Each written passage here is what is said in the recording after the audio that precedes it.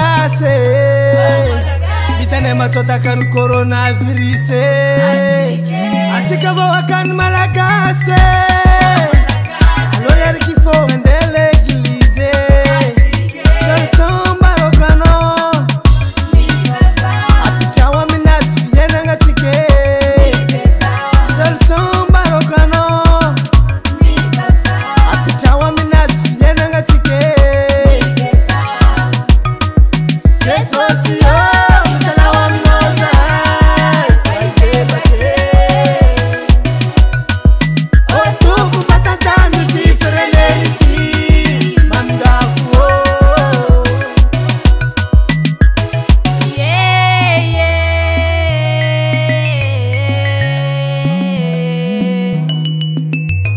Atika Malagasy tokony sote Pirezidantsy ke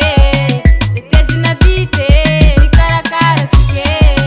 Bawakany Malagasy turimarika aratsara Mateziny corona virus Mateziny corona virus Tesosio mtalawa mnoza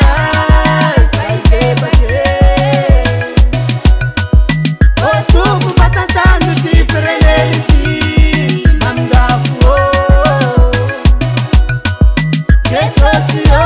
mtalawa mnoza Baike bake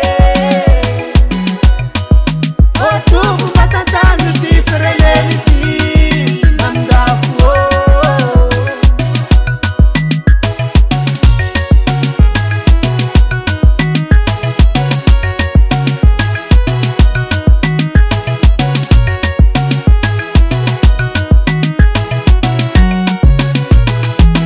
Stokuni sala sale kano